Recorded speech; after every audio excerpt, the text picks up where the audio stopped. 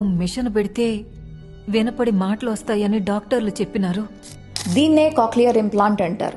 పుట్టుకతో తీవ్రమైన వినికిడి లోపంతో పుట్టిన పిల్లలకి వినికిడి మెషిన్లు లేదా హియరింగ్ ఎయిడ్స్ అనేవి పనిచేయవు. అలాంటి వాళ్ళకి ఒకటే ఒక solution cochlear implant and cochlear implant surgery.